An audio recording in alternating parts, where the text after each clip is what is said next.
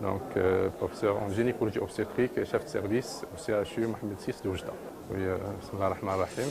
Donc, nous sommes très heureux de cet événement qui est la deuxième journée du service de gynécologie obstétrique du CHU Mohamed VI de Oujda, donc organisé par notre CHU. Donc, c'est les journées Gyn-Orion. Donc, cette année, nous avons voulu traiter des sujets pratiques. Donc, notamment, nous avons fait un atelier de chirurgie en direct avec transmission, chirurgie mini-invasif. Et cet après-midi, il y a eu lieu de 3 ateliers, un atelier pour les sages-femmes, un atelier pour les médecins généralistes et un atelier pour les étudiants. Et demain, Inch'Allah, il y aura un atelier pour les spécialistes concernant l'échographie et concernant toujours la chirurgie stéréoscopique qui est, à l'heure actuelle, c'est le gold standard des chirurgies gynécologiques. Et l'après-midi, il y aura des conférences, Inch'Allah, donc à Saïdia, concernant le cancer du col utérin, concernant la prise en charge de la fertilité, donc, et concernant l'hémorragie de délivrance, et concernant d'autres sujets. Donc, nous sommes très contents de recevoir d'éminents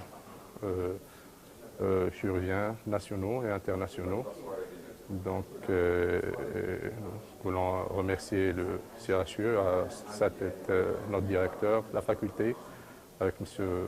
Azouzi, et bien sûr nos enseignants, notamment le professeur Amrani, le professeur Hosni, les médecins du service, le professeur Sadi, le professeur Mekinan, et toute l'équipe qui a participé de très près à l'organisation, ainsi que nos amis, les médecins du secteur libéraux, qui ont participé très activement à la réussite de ces journées. Donc, merci. Bismillah ar-Rahman ar-Rahim. Donc, salatu wassalam ala ashrafil mursalin. Monsieur le doyen de la faculté de médecine et de pharmacie d'Oujda, Monsieur le vice-président de la région de l'Oriental, Monsieur le directeur général du CHU Mohamed VI d'Oujda, Messieurs les professeurs, chers amis et honorables assistance. Donc, c'est avec grand plaisir qu'on est réunis aujourd'hui pour l'inauguration de nos deuxième journée du service gynécologie obstétrique du CHU Mohamed VI d'Oujda, ou le deuxième Gyn-Orion. Dans le cadre de la promotion de la formation médicale continue, afin d'offrir ce qu'il y a de mieux pour nos patientes, nous avons choisi pour nos journées des thèmes très variés. La chirurgie mini-invasive, avec la participation d'éminents gynécologues de renommée internationale, notamment notre ami Jacob Ravi. La chirurgie oncologique, avec comme thème principal le cancer du col utérin, la prise en charge de l'infertilité du couple, l'échographie obstétricale, qui constitue un pilier du suivi anténatal, la prise en charge de l'hémorragie du postpartum, qui malheureusement constitue encore une cause de mortalité maternelle dans notre pays. Et pour que nos journées soient pratiques, nous avons organisé plusieurs ateliers pour les différents intervenants en gynécologie obstétrique. Tout d'abord, nos étudiants qui ont répondu massivement à l'atelier de simulation organisé par notre ami professeur Hosni, les sages-femmes auxquelles on rend publiquement un hommage qui ont répondu présent à l'atelier organisé par le professeur Amani, aux médecins généralistes qui constituent un pilier incontournable dans l'amélioration de la morbimortalité materno-fœtale, et à nos résidents chez qui le training, la simulation constitue une base dans leur formation et dans leur cursus de formation. À mes amis spécialistes que je remercie pour leur présence. Ces journées connaissent la participation de nos amis venus de France, notamment le professeur Jacob Kabi, Oujdi de cœur, que je remercie publiquement pour l'affection particulière qu'il a pour le Maroc, et en particulier pour notre région. Professeur André Banguin, marocain de cœur, que je remercie pour sa disponibilité, qui n'a d'égal que sa compétence. Docteur Saoui, échographiste de renom, qui ne cesse de participer à l'amélioration des compétences marocaines en apportant son expertise. Nous avons le plaisir de recevoir parmi nous des représentants des gynécologues de pratiquement toutes les villes du Maroc et des représentants de des sociétés savantes en gynécologie obstétrique à citer la Société royale marocaine de gynécologie obstétrique, le SMIGYN, Société marocaine d'endoscopie gynécologique, le SMFC, Société marocaine de fertilité et de contraception, la Société marocaine de médecine de reproduction et le Collège marocain de fertilité. Avant de terminer, je tiens à remercier vivement les médecins du service, mon professeur Saidi, professeur Mekina, professeur Tari, les résidents, les internes, les infirmières et les sages-femmes pour leur implication active dans les préparatifs des journées. Je remercie publiquement Dr Razi qui a cru à ces journées et qui a participé de très près à leur organisation, Dr Ouzahir pour son enthousiasme et ses efforts, professeur Hosni, professeur Amrani qui ont répondu toujours présents. Je remercie professeur Daoudi, notre directeur, qui ne ménage aucun effort pour soutenir toute bonne initiative permettant d'améliorer le niveau sanitaire dans une ambiance sereine. Et bien sûr, notre maître à tous, mon professeur Azouzi, qui est le garant de la bonne marche de notre faculté et qui, grâce à son professionnalisme, son encouragement et sa bonté, beaucoup de projets ont vu le jour. Enfin, nous remercions nos partenaires, les laboratoires pharmaceutiques, les firmes de matériel médical, pour leur participation active à la formation médicale continue, tout à leur honneur. Merci à tous.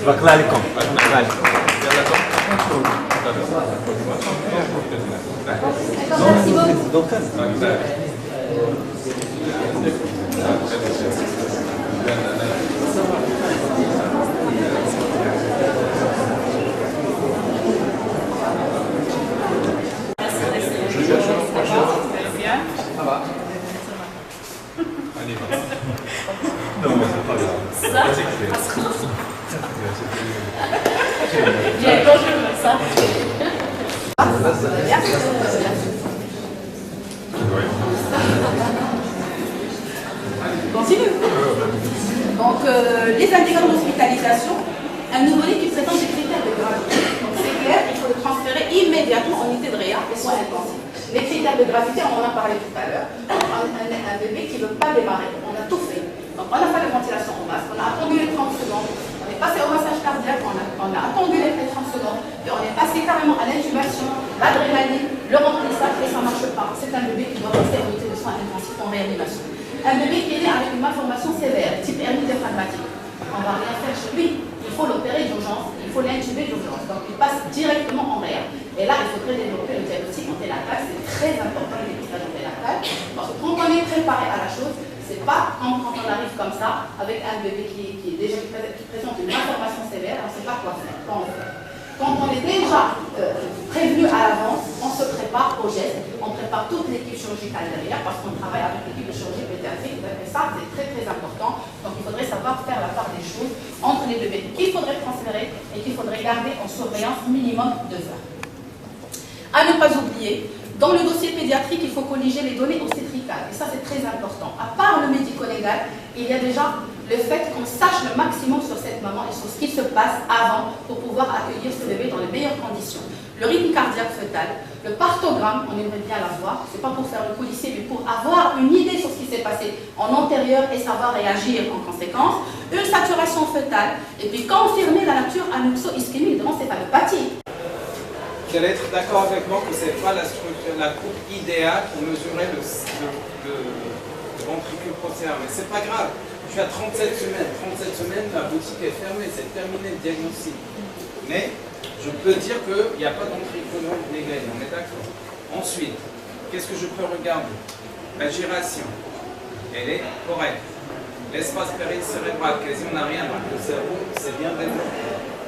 D'accord, regardez, on voit bien le cortex avec les striés. Regardez, la scissure sylvienne, elle est fermée. D'accord? Je vais essayer de voir la fosse postérieure. C'est très difficile, mais regardez, on voit bien le cervelet, comme je vous ai dit, il n'est pas uni. On voit les stries, les radiations du cervelet du lobe supérieur, là c'est lobe inférieur, au droit ou gauche. On voit qu'il y a une petite structure entre les deux. On voit qu'il y a le quatrième ventricule, cette structure anécogène. Donc a priori, il n'y a pas de pont image anécogène rétrocérébelleuse, donc il n'y a pas de Bandy Walker ou d'une autre anomalie ou d'hypoplasie cérébelleuse. Rappelez-vous, c'est très simple, le cervelet au 3e trimestre, il faut toujours avoir une mesure aux alentours de 40 mm. Là, je vois le 3e ventricule.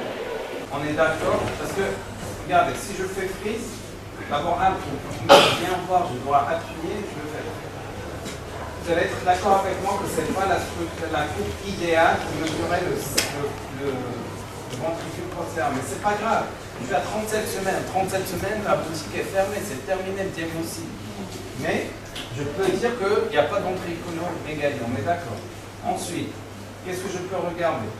La giration. Elle est correcte. L'espace péricérébral, quasi on n'a rien. Donc le cerveau, c'est bien développé. D'accord, regardez, on voit bien le cortex avec l'esprit. Regardez, la scissure silienne, elle est fermée.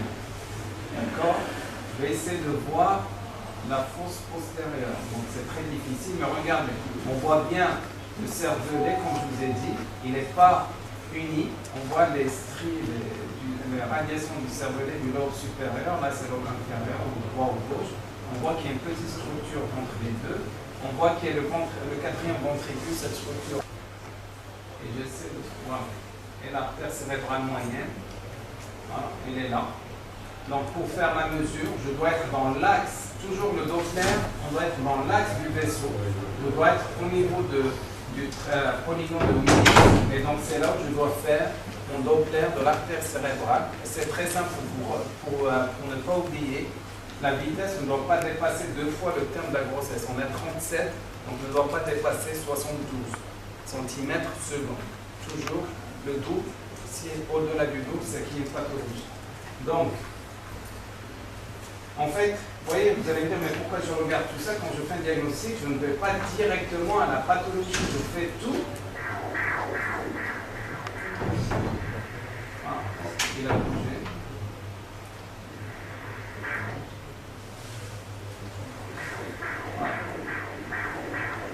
Qu'est-ce que je vous ai dit? Elle ne doit pas dépasser 72. Voilà. Donc, je n'ai même pas besoin de la mesurer. Vous voyez? Donc, c'est. Après, je monte. Donc, le cerveau, quasi, on n'a rien. Après, si je veux le compléter, dans ce cas, parce que c'est du diagnostic, je dois passer par la voie endocavitaire parce qu'on n'a pas vu le corps calleux, mais la cavité septale. Donc, c'est important, il faut passer par la voie. C'est du CHU Mohamed VI de Oujda.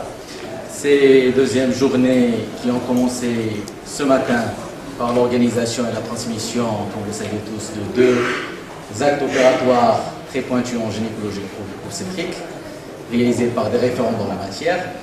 Et cet après-midi, on va enchaîner par un atelier de simulation en gynécologie sous le thème de situation critique en salle d'accouchement qui sera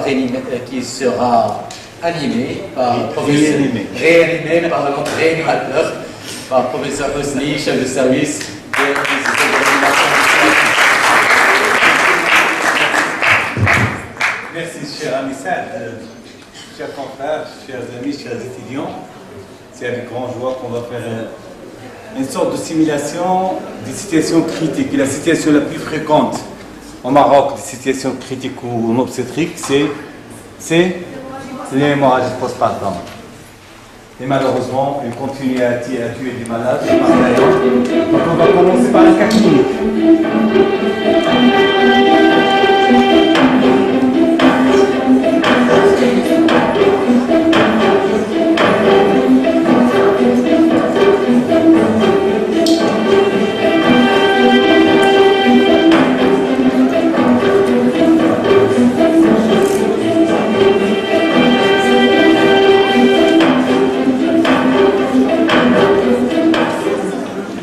C'est un cas clinique, c'est-à-dire sous forme de simulation.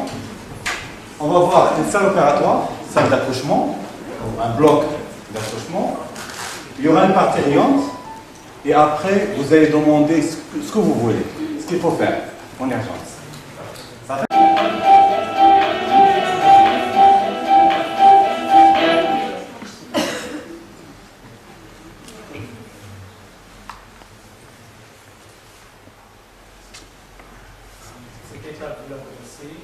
C'est la salle.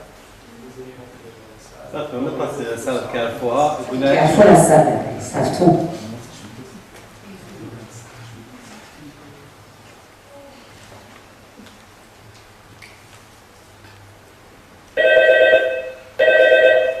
Donc, vous êtes l'anesthésiste, réanimateur de la maternité. Madame, âgée de 28 ans, vient d'accoucher sans problème de son premier enfant. 15 minutes après, elle ils ne se sentent pas bien en salle de naissance. Madame n'a pas d'antécédents. C'est le premier cas, je crois. C'est le cas clinique de tout à l'heure. Elle n'avait pas d'antécédents. Oh, on va pas changer que l'âge quand même. Vous faire la situation avec toutes les années. Allez-y, on va voir. Regarde, c'est la carte. C'est la... Ah, c'est la même, hein. Le sage-femme, ça, vous avez mis un sage-femme, là. Allez, terrorisé, hein, ça cède. Hein. Donc, d'abord, on est à 11h. Ah, ça cède, au visage de la sage-femme. On n'a pas besoin du sel. Oui, maintenant, qu'est-ce qu'on va faire? Monitorage?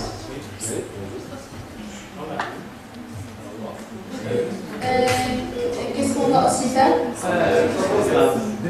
Hein? Oui, C'est le même cas clinique. On appelle réanimateur. Science. Pas appelé.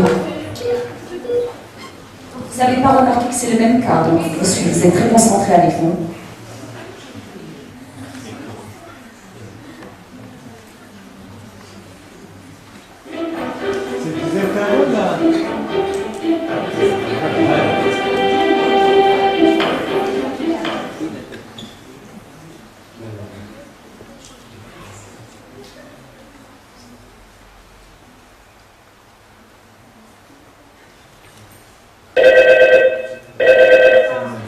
Essayez le cas 1, parce que peut-être qu'on va commencer par le cas numéro 2. Peut-être qu'on va commencer par le cas clinique numéro 2 tout à l'heure, parce que ça, c'est la même patiente. Ça, c'est la dame de tout à l'heure, c'est la même donnée. Parce que c'est la même chose.